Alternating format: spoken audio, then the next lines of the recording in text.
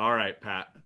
Welcome. So Brad Johnson here. I know many of you in the group, obviously you know who I am, but I've got special guest Pat Quinn joining me today. Welcome to the show, Pat. Thanks for having me. Well, so here's the plan. Before we even get into any of your bio, why they should listen, what you're actually an expert at, we were talking live here. So I figured right out of the gates live, we'd share something that you were talking about that financial advisors really need to think about during uncertain times with how they present. So I'm going to flip it over to you, Pat. Absolutely. One of the things that I've been talking to advisors about during this critical time of communication is leveraging ego bias to your advantage. Ego bias is the idea that we all want to be in control of situations. And in these volatile times, in these times when we don't know how long things are going to last and how different things are going to be, everybody wants to be in control.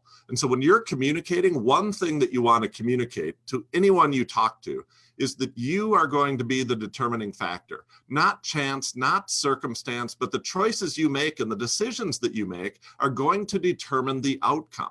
Whether you come out of this better off than you were before or worse off than you were before isn't going to be determined by chance or by the government or by the virus. It's going to be determined by the decisions that you make right now, by the choices that you make and the actions that you take. You are the one who's going to determine the outcome.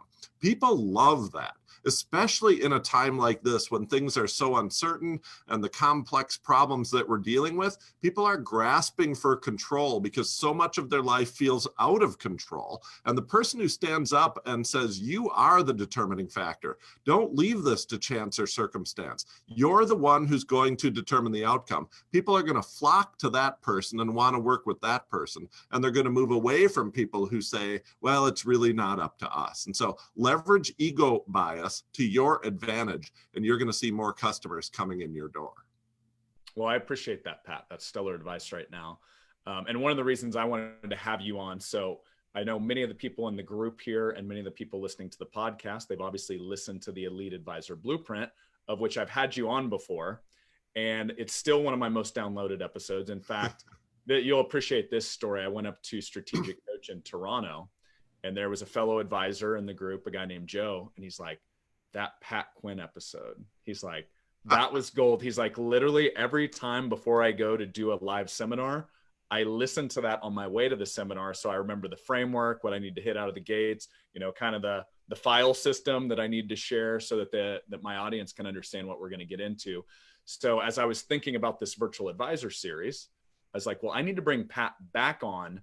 But now what we need to dive into is how does that shift as we move from presenting physically in a physical location to digitally and virtually, which is obviously the world we're in today with COVID-19. So let's just share for those that haven't listened to the first episode. Number one, go back and listen because Pat shares the full framework in there, but just a little snippet of your background, what brought you into the professional speaking coaching world that you're in today, and then we'll dive into some tactics that advisors can use. I actually didn't get my start as a professional speaker. I got my start as a professional magician and worked magic for 10 years. At the end of that, I realized I probably needed to get a real job, and I became a public school teacher and taught high school math for 12 years. During that time, I picked up an advanced degree in how adults learn. And so I really bring two things to the table. The first is a little bit of stagecraft from my years of doing magic. And the second is a real understanding of how adults learn. I'm hyper-focused on the audience. I'm hyper-focused on the audience, whether it's in the room with you or watching you online, because I only have one measure of success. My measure of success is not that people would come up to you afterwards and say, wow, you're an amazing speaker. My only measure of success is that people would want to do business with you after your presentation. Whether you have 5 minutes to present or 55 minutes to present, what we want is the audience to take the next step, to reach out to you and say, I want to do business with you. I want to engage with you further. And for that reason, we're just hyper-focused on the audience. And I'm super excited to be back, Brad, because I think this is one of the greatest opportunities in the world for advisors.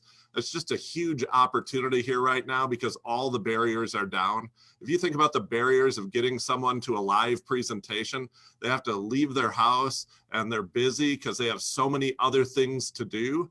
And right now, those two barriers are absolutely removed. They no longer have to leave the house. They can watch you online.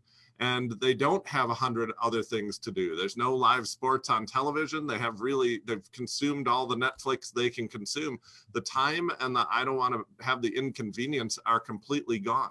In addition to that, people are hungry for new content to consume. They're constantly looking for new content to consume. I read the other day that people are consuming 8 times as much online content as they were prior to this. And their problems are bigger than ever. I always ask people, do you think people have more problems now or fewer problems now? And everybody says, well, more problems now. And that's why I say to everybody listening to this, they need you now more than ever. They need you now more than they did 60 days ago. And so there's just a huge opportunity here with a hungry audience that has not a lot of other things to do to reach out to them. And they're looking for new solutions to new problems. And you can be those solutions. Awesome. Well, and that's what I'm excited about today is we're literally going to dive in. And before we do, just for those listening in, number one, if you're in the private Facebook group right now, my team will be monitoring the chat. So if you have questions, I will literally moderate, feed those right to Pat so we can actually have some live interaction here today. And by the way, if you're sitting out there and you've got friends that present or friends that are trying to figure out how we navigate this new webinar world, invite them into the group right now so they can be a part of this conversation as well.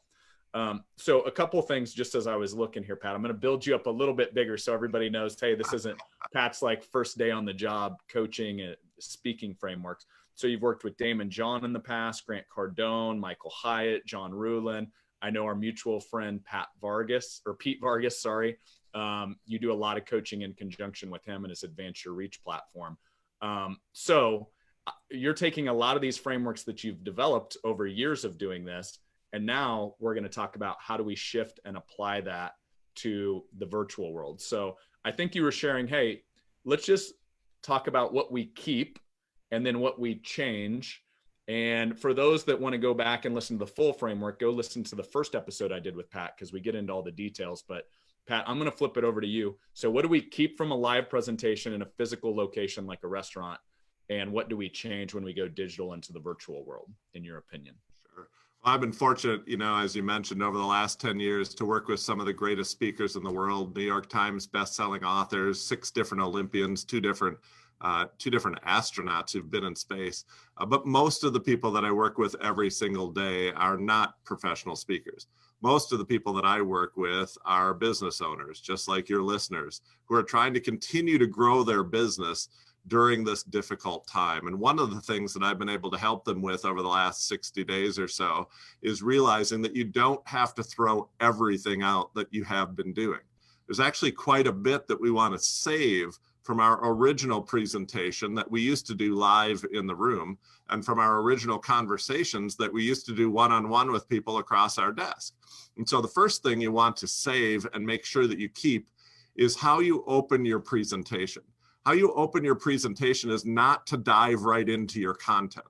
You want to make sure that you're connecting first with what we call an opening heart story. The opening heart story is a chance for you to connect to your audience.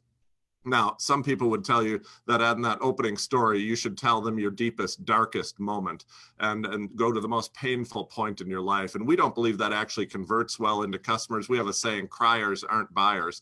But whatever story you have chosen to tell in your opening heart story, we think that story needs to change now. But don't miss the opening part. The opening part still has to be a story that connects to the audience. That stays. We might swap out an old story, a childhood story, or an early in your career story for a story within the last 45 days. But the idea that we're going to start with story, that we're going to start with heart, absolutely stays the same. The second thing that we want to make sure we keep is great content. Content that actually solves a problem for the audience.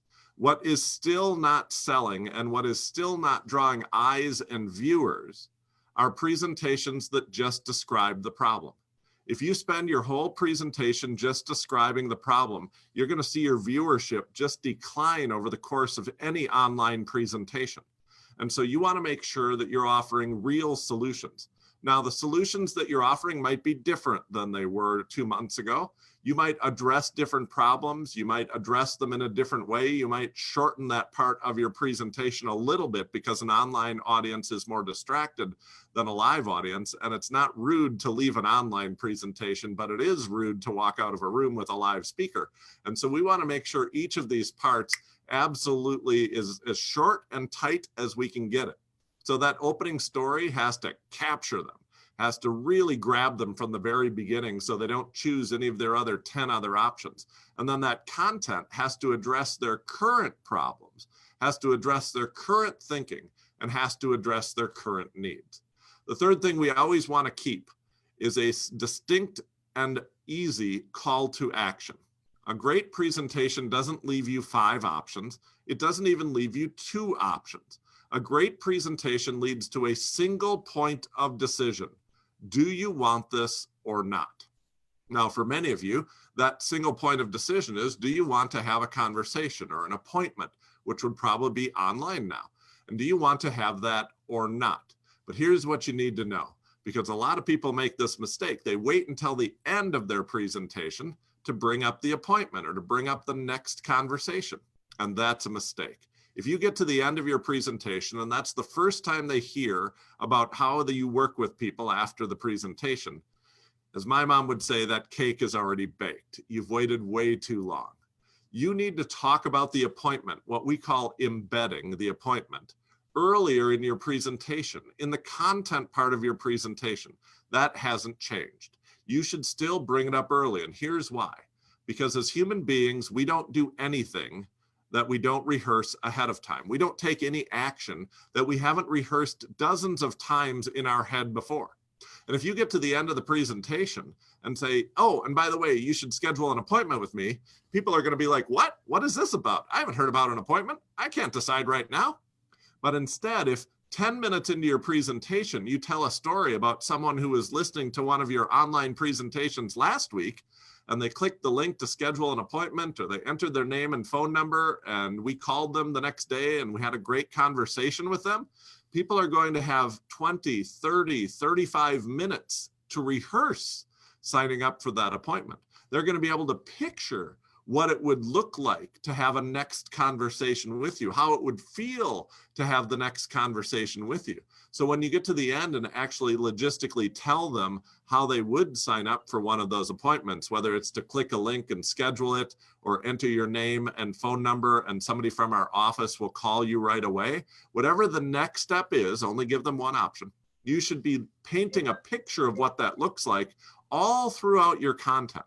So when you do get to the end of the presentation, they've been rehearsing it. When you get to the end of your presentation and offer the next conversation, offer the appointment, they shouldn't say, what? They should say, I thought you'd never ask. I've been thinking about this for a long time.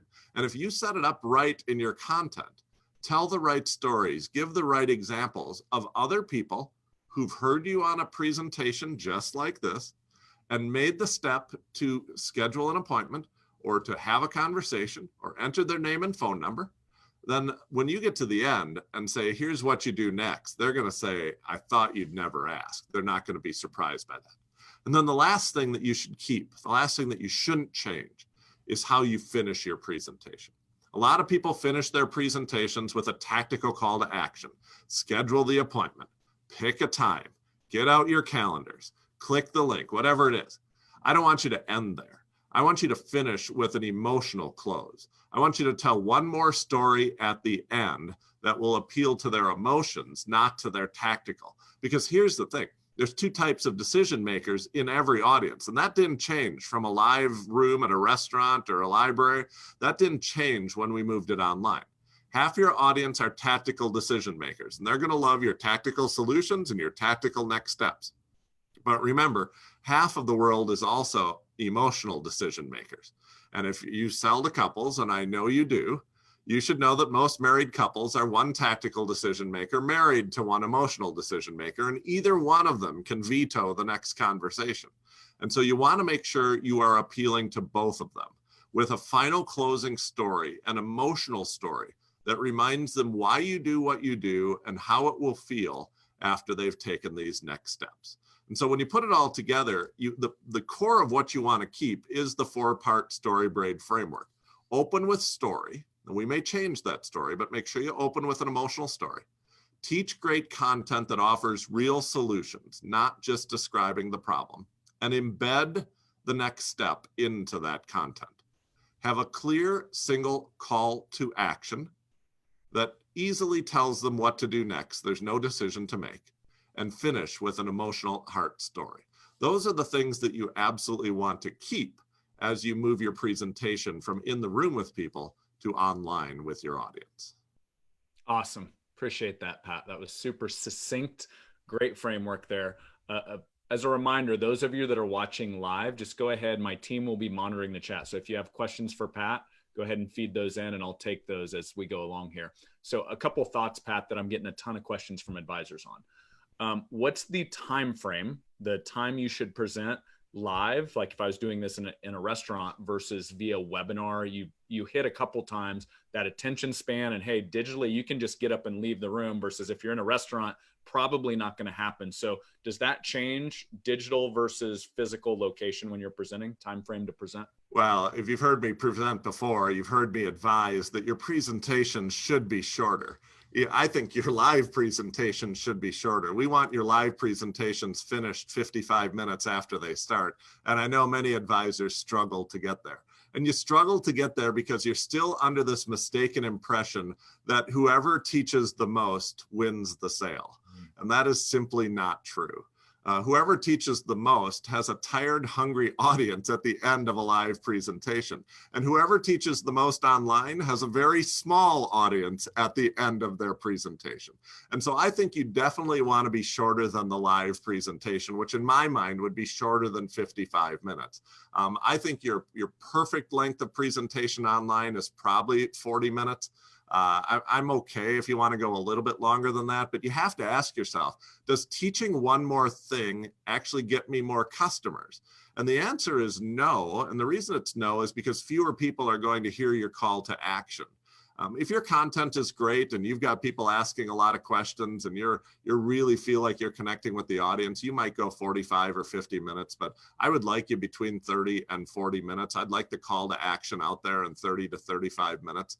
One thing that's extra important in an online presentation where the distractions are high and the attention span is low is to roadmap your presentation real succinctly at the beginning. After you finish that opening story, you want to roadmap your presentation and tell them the specific problems you're going to solve for them today and give them a time frame for that. And so what you want to say is something like this. This is after your opening story.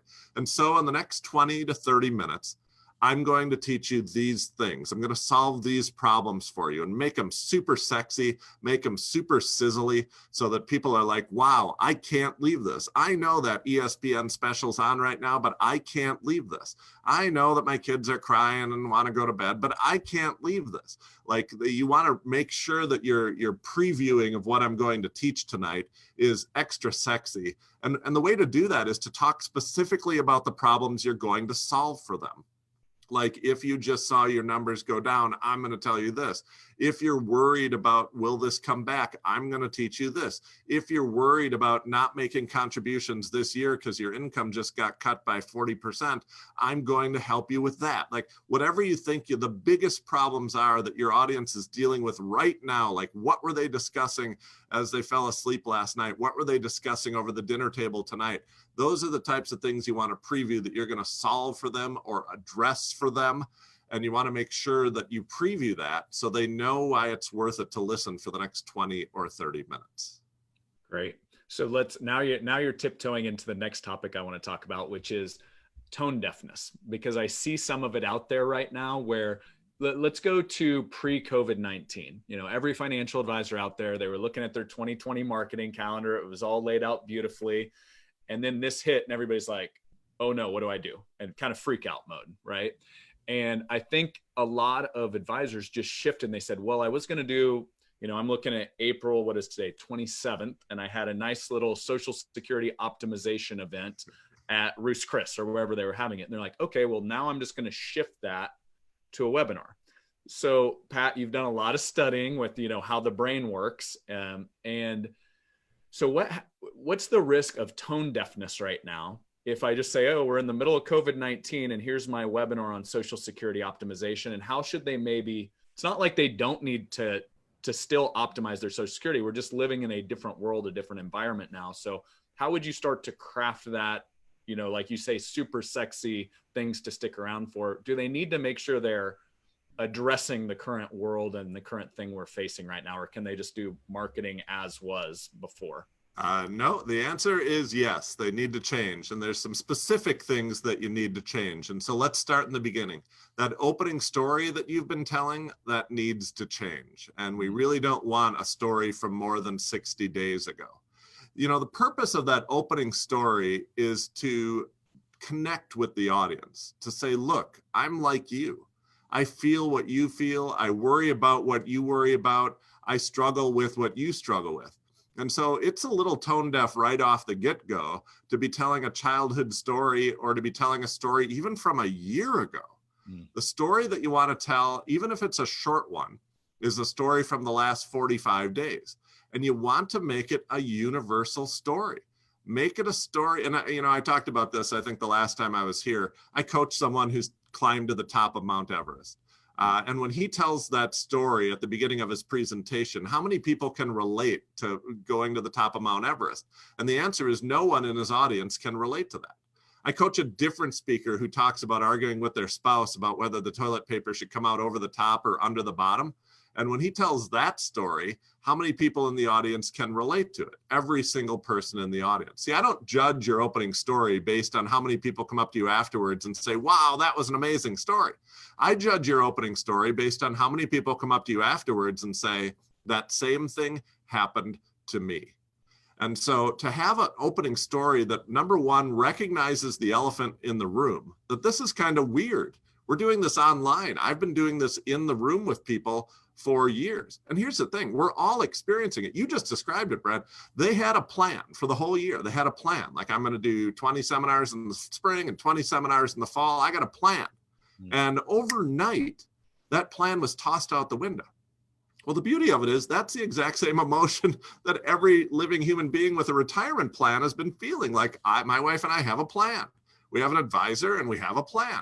And like overnight, it feels like that plan was tossed out the window. So you're actually experiencing many of the same emotions that your audience is experiencing. And so all you need here is a simple universal story of looking for toilet paper in the store, of getting irritated like you thought like spending a month with your family would be a really cool thing, but it's not as cool as you thought because we're kind of all on each other's nerves right now.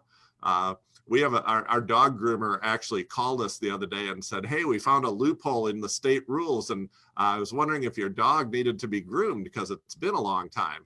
And I said, yeah, can you do people too? Because everybody needs a haircut right now. Like, those are the universal things that you just want to talk about, because it, number one, recognizes the elephant in the room, that this is kind of a weird time. And number two, it just connects. There's never been a time when the entire world is experiencing the exact same thing at the same time. Usually the haves are experiencing one thing and the have-nots aren't, or the Democrats are experiencing one thing and the Republicans aren't, or the United States is experiencing one thing and the rest of the world isn't. There's never been a time when the entire world is experiencing like the exact same thing at the exact same time. There's never been a better time to connect. And so I think you're foolish to tell a story from more than 45 days ago, because that isn't what we're connecting with right now. And so the first thing I would do is change your opening story. Then we got to talk about content, because the problems people have now and the worries and concerns, maybe is a better way to say it, are not the same worries and concerns that they had 60 days ago. Now, there's always going to be some universal concerns: income in retirement. When can I retire? Will I but you have to twist those just a little bit, maybe from when can I retire to will I still be able to retire at that same time? Or I was okay with my income plan. Will I still be okay with my income plan? And I think you can probably take some of the topics that you've been talking about and just twist the problem that you solve a little bit, even if you just add still Or in this special time, is this still right? I just think if you add still to each of your problems that you solve and each of the questions that you ask, that's going to be one thing that you're going to do.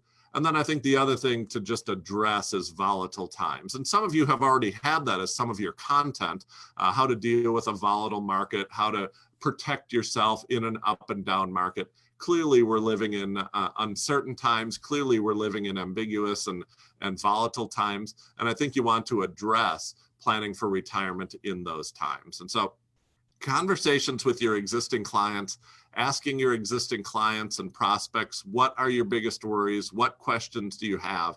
And making sure you address those early on, both in your road mapping when you say, here's what we're going to talk about today, and in your content when you actually address those problems. I think your examples, and we talked about embedded examples of people who have heard you speak, signed up for an appointment, you had a conversation with.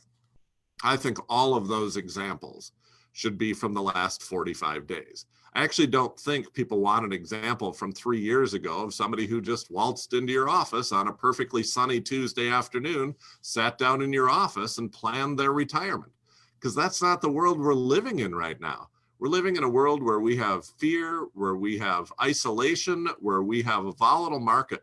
And so I think if you have stories of helping people in the last 45 days, and I hope you do, that you tell those stories, that somebody called me the other day, one of my longtime clients called me the other day and said, hey, what about this?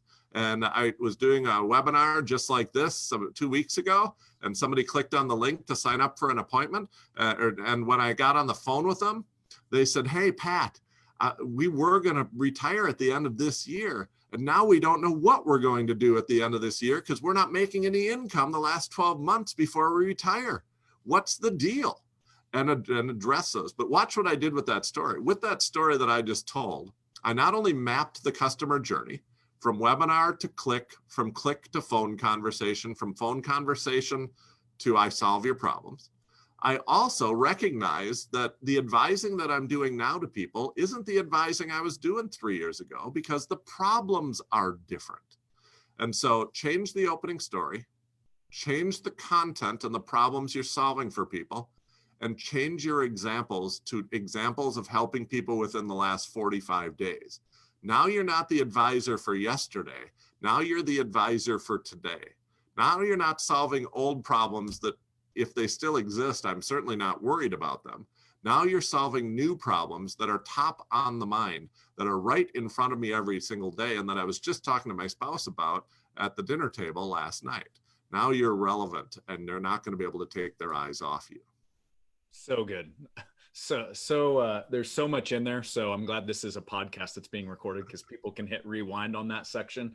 The analogy I've been making lately, and I just want to get your feedback on this, Pat. It's not like now we're not building holistic financial plans, right?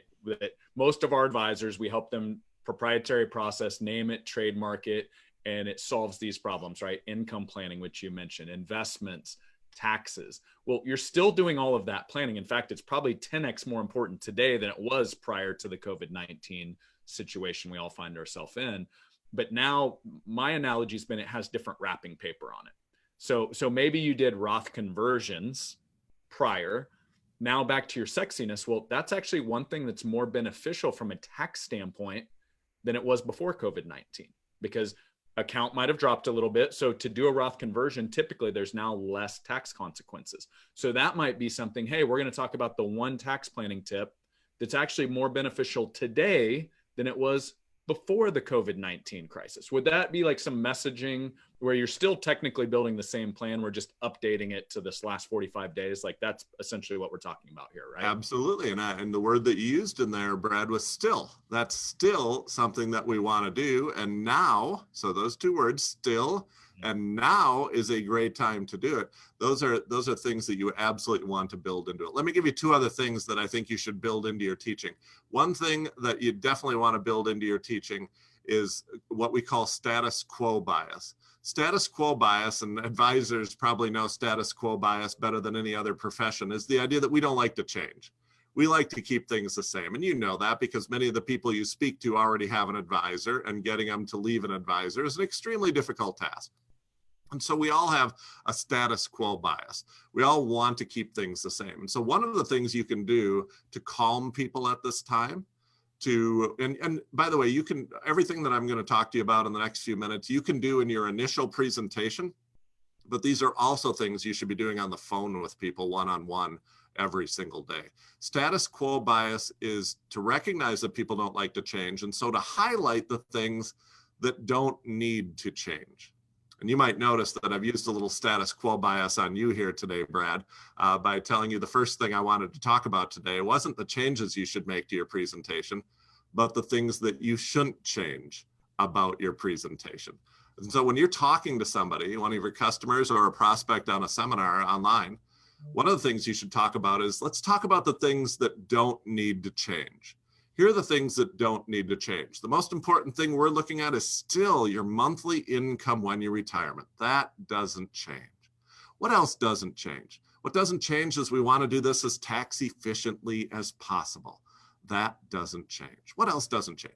What else doesn't change is we want to make sure that your family is protected. Protected not only from volatile markets, but also protected if something would happen to you to make you unable to work, or if you would pass away, that your family would be protected. These are the things that don't change. Now, when you get to this part of your presentation, drop your voice. We want the 2 words every advisor should be thinking about when they're presenting online is lower and slower. People in volatile times, people in times of uncertainty are drawn to the confident, dominant person. And the confident, dominant person has a deeper voice. And the confident, dominant person doesn't talk fast. Now, I think about it this way. This is one way to think about it. You have 3 different voices. You have a nose voice. And when you're talking with your nose voice, you're nasally. And naturally, when you talk out of your nose, it's going to be a higher tone and you're going to talk faster. You've got your throat voice, which is a little bit deeper when you're speaking from your throat, and you slow down just a little bit. But the voice I want you to speak from is what we call your chest voice or your heart voice. And when you're speaking from your chest voice or your heart voice, the tone drops, which indicates confidence, and your pace automatically slows down when you're speaking from your heart and from your chest. And when you're speaking lower and slower, people who are panicking, people who are anxious, people who are afraid will mirror you and match you. And research actually shows that their pulse rates will drop as you lower your voice and slow your voice. And their pulse rates will drop, and they might not be cognizantly aware of the fact that, hey, my pulse rate just went down. But what they will hear, and you hear this when you hear certain people on the radio, you'll be like, wow, that's just a calming voice. I just feel at peace when I hear that person. And what you don't realize they're doing is going low and slow on you. And your body is actually matching it as you hear it. And I got to tell you, in these times, if I have a financial advisor who's going low and slow and I'm hearing it and my pulse drops, it's not a conscious decision like, hey, I'm going to work with him because I wouldn't have to take my blood pressure medication anymore. But we are drawn to it. We're drawn to the person who we think can guide us through this, and going low and slow and reminding people of the things that don't need to change is one thing that you should build into every one-on-one conversation and into every presentation that you give. The second thing that I think this is a great time to do in your presentations is to make people feel smart. We all have had an experience in the last 45 days where we just feel like we used to have this figured out, and now I don't know much. I used to think I knew how to do life, and now I'm thinking, I don't know how to solve this problem. I don't think there's anybody in the world who knows how to solve this problem. I feel kind of stupid right now. And so presenters always lead an audience into feeling smart or feeling stupid. Let me give you an example. I'm sure everybody read the book The Firm, and they know this scene where Tom Cruise, the character played by Tom Cruise, walks into a room and he thinks he's going to be fired, but he actually passed the bar. I'm sure everybody saw that. Now, you see what I did there? I took something, a piece of knowledge that some people have and some people don't, and I assumed that you had it, and not everybody has it. And so how does that make the audience feel? Well, if you knew the scene I was referring to, you don't get any bonus points for that because I assumed you knew it. If you don't know the scene I'm referring to, you feel stupid right now because I said I'm sure everybody knows it. And so I made the audience feel stupid by doing that. Now, I could just shift that just a little bit and say something like, you know, there used to be a television show. It was a talk show that was on for many years. Some of you may have heard of it. And you may have probably heard the one name of the host, Oprah Winfrey, or just Oprah. And Oprah was online the other day saying this. Now, look how I twisted that. I took a fact that just about 99% of people know, that there used to be a talk show host named Oprah Winfrey. But I didn't say everybody knows this. I said there's a talk show host from a few years ago that maybe some of you have heard of. And her name is Oprah Winfrey. Now, if you know it, you're like, wow, I knew that one. I'm pretty smart. And if you didn't know it, you don't feel stupid. So by making that switch, instead of assuming knowledge, assuming that they don't know it, and then being like, if you know this, like, you really, that's cool. And you make people feel smarter. In your one-on-one conversations, you just want to affirm, you know, if they have made moves, how smart those moves were. If you did purchase an annuity with a client, to talk about what a great move that was right before this happened. If you have moved some money out of certain places into certain places, how smart that was to do that, to make people feel smart. Because just like in a time of rapid change, to remind people of things that don't need to change, in a time when people are feeling, and the world is kind of feeling like stupid here because we didn't see this coming and we don't have a solution, to let people, remind people of what they do know, remind people of what they got right, remind people of that. And they're going to be more likely to be drawn to you and want to work with you. And they're certainly going to want to listen to you for a longer period of time, because when I hang out with you, I feel smart. When I hang out with other people, they're talking about things I don't know about. But when I hang out with you, I feel smart, and everybody is drawn to that. Awesome. Okay. So I'm looking at the clock, and I always run into this with you, Pat. Too much to talk about, not enough time. So we were talking right before we went live here, and I'll preview this and I'll let you take it from here. But here's one thing I'm running into with a lot of advisors. Back to that feeling smart and everybody not feeling very smart right now. Well, and I know you've studied a lot of psychology, so maybe we get into that as well. So here I was sailing along in February. I'm a retiree, looking at the 401k account, feeling pretty good. Unemployment all-time low, market's on an 11-year bull run. Everybody's feeling warm and cozy inside. And now this hits literally the fastest drop in the United States of America's history, 22 days to get to negative 30%, even faster than the Great Depression took to get there. Now everybody's very uncertain. And now I'm the advisor checking in, and they're getting a lot of uncertainty, paralysis. Oh, man, I would have loved to talk to you, Pat, right before this. But I'll tell you what, when things get back to kind of normal, I'm going to give you a call and I'm going to decide to move forward. But right now, I can't do anything. I'm frozen. So let's talk about that. Maybe we end there, because you were talking about how to take action during times of uncertainty, but there's some psychology and some paralysis going on there right now. So how would you address that if you were an advisor? There is a lot of uncertainty, and there's a lot of paralysis in the people that we're speaking to right now. And there's actually a ton of research on this. We call these VUCA times. VUCA is VUCA. It stands for volatile, uncertain, complex, and ambiguous times. And Richard Thaler actually won a Nobel Prize in economics for looking at behaviors during these volatile, uncertain, complex, and ambiguous times. People make decisions completely differently during VUCA times than they do during times when they feel safe and comfortable and the world is more predictable. And so I want to give you a couple of very specific things that you can do to help people take action, because you're absolutely right, Brad.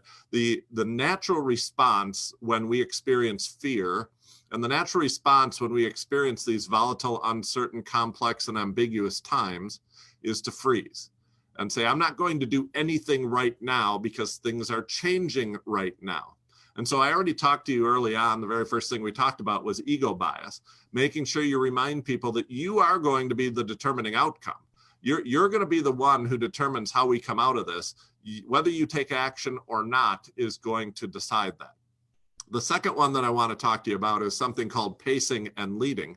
And of course, Robert Cialdini has written a lot about pacing and leading. I like it's a complicated concept. So maybe some people in your audience played a game at a party or when they were a kid called Two Truths and a Lie. Two Truths and a Lie is where you say three statements about yourself. Two of them are true and one of them's a lie, and other people at the party have to guess which one was the lie. Well, I have a different game that you should be playing with your prospects and in your presentations called Two Truths and a Lead. And what that means is that you should make two true statements, two sentences that are true. And then the third sentence should lead them down the path that you want them to go. So let me give an example of this. We know, we'll start the first two with the phrase we know, just to remind them that they're true. We know that these are volatile times.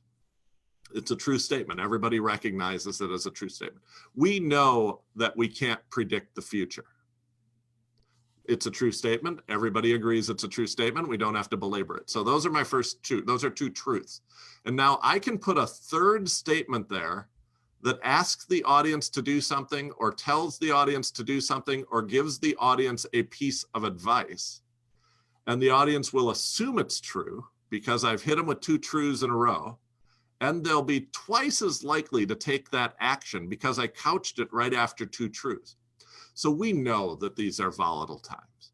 And we know that nobody can predict the future. But there has never been a better time to take a second look at your retirement plan than right now. And there it is. Nobody's going to question whether or not there has never been a better time to take a second look at your retirement plan than right now. Why? Because I paced them with two truths. And then the third statement, they're twice as likely to take that action that they were before. So all you have to do to implement this, and by the way, you don't do this for your whole presentation. Pick a couple of very distinct things that you want people to trust and believe and to do. And then come up with the truths that you want to put in front of them. And so we all are experiencing a new normal right now. Everyone has done things in the last 45 days that we didn't anticipate doing a month ago or 2 months ago or a year ago. And now is the time to take action so that you can protect what you've earned for your retirement. There it was, two truths, followed by a statement that I want you to do. And you can actually use this to get people to sign up for an appointment, to get people to be open to a second opinion, to get people to be open to making some changes. You can use this for anything that you want. We call it two truths and a lead. And it's two true statements followed by one statement, and they will absolutely follow you down that statement. Let me give you one more thing that you should do to get people to take action in this volatile time, and that is to leverage congruence. Congruence is the idea that we want to live congruent lives, that we want to live true to the person that we believe that we are. And the way that you utilize congruence in your online presentations is early in your presentation to ask the audience something about themselves. And so if I were going to do this in an online presentation, I would say, are you the type of person who, when a crisis happens, are you the type of person who believes you should take action or you should freeze? Are you the type of person who wants to help, or you want to just sit there and let things happen to you? Why don't you type into the chat box right now whether you're the type of person who takes action or you're the type of person who freezes? And everybody will type in. Now, this does a couple of things. If you're in an online presentation in a place where they can actually type things into a chat box, this gets them participating in the presentation. And so now you've got some of that interaction that you love in your dinner seminars or your educational seminars where you're talking to people and you're bouncing questions off of people. Those of you who really thrive on that can sometimes use the chat box to take advantage of that and say, are you the type of person who likes to take action to protect your family or just let things happen to your family? Why don't you type in the chat box right now, take action or let things happen? And you get everybody to commit that they're the type of person who takes action. That allows you 20 minutes later, near the end of your presentation, to make the simple statement, if you're the type of person who likes to take action to protect your family, now is the time to set up an appointment for you and I to talk. And what you've done right there is box people in. They have one of two choices. You can either be congruent or be non-congruent. And this is one of the strongest dynamics in the world, is you want to live a congruent life. It is really, I've boxed you into a corner. You are either going to schedule the appointment or you're going to be non-congruent. And nobody wants to be non-congruent. And so here's how this works. Early in your presentation, ask people to declare what group they are in. Are you the type of advisor who is going to just sit and let this COVID-19 ruin your business? Or are you the type of advisor who's going to take bold action and continue to grow your business during this important time? And I get everybody to say, I'm going to grow my business. Then I say, if you're the type of advisor who wants to grow their business during this important time, not just let it die, here's what you should do next. And you have two choices. You can either be non-congruent or you can take the action that I recommend. Things like pacing and leading, or two truths and a lead, or building congruence in your presentation are the very types of changes that we're helping advisors with every single day in our 2-day workshops. We have a 2-day virtual workshop where we actually take your entire presentation, the one that you used to give as a dinner seminar or as an educational seminar, and we make it work online. We change your opening story and choose the right story. We change your content and build the embedded offer into it. We build in making people smart, status quo bias, ego bias, pacing and leading, and congruence all into the presentation for you.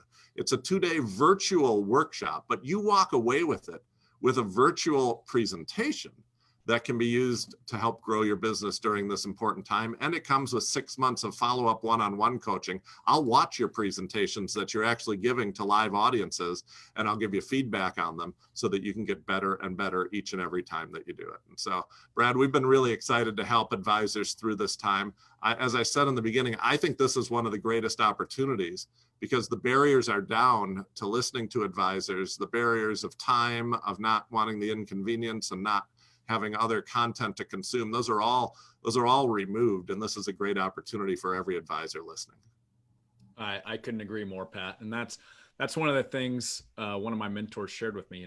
Look at something through the lens of what does this make possible, and something you and I both have heard for the last probably decade plus of working with entrepreneurs is, what if someday I could just take these amazing trips and the money just keeps pouring into the business? And I'm like, well, 5 years from now, literally, I was just reading an article the other day. Now, everyone in the world, regardless of age, knows what Zoom is, right? So the barrier to being able to interact digitally has completely evaporated from society. And so if you now are able to change the messaging where it can connect through mediums like we're chatting right now, and it also blows off the geography, right? Like you've seen a lot of advisors where they could only present at the local steakhouse down the road. Well, now you figure this out. I mean, it's basically the world is your oyster. The barriers are down. I think a lot of people, if they were given the opportunity to do some virtual presentations a year ago, would have said, my clientele is, 50, 55, 60. They aren't going to do that. Well, my wife leads a Bible study of, 15, 60-year-old women. And they're all on Zoom every Wednesday morning for 2 hours, and they're having a blast. They're comfortable with it. They turn on their cameras. I mean, the world is learning a new way to do things, and you can take advantage of that opportunity. Yeah. To that note, I just had yesterday, 5 p.m., my mom's whole side of the family, of which all of her brothers and sisters are mid-60s and up. They were all on Zoom. So it is possible to interact with what I would say are typical advisors demographic now. So, well, Pat, I just want to say thank you. As always, you over-delivered. I think for those advisors that are listening in on this live stream, first off, if you're not in the Virtual Advisor Facebook group, get in there. We're live streaming directly into this. So if you're hearing this on the podcast later, you're just getting it later because you weren't in the Virtual Advisor group. And I know Pat even was open to hopping in there and maybe taking a few questions here and there as well. So that was very kind of you, Pat. I appreciate that offer. And sure. As you can tell, this is why we have Pat come in and train when we could all meet in one physical location. So Pat's trained a number of our advisors, and I just want to thank you, Pat, for coming on and doing the same thing digitally. So appreciate it. Thank you for the opportunity. I think the things that we talked about today when implemented correctly, could make this an opportunity time for the advisors rather than a dry time. I think it's an opportunity for growth rather than an opportunity to just keep the status quo, and I'm excited about that. Well, Pat, I will let you get on to the rest of your day. Thank you so much for joining, and until our paths are able to cross again in the real world. Thanks a lot, Brad.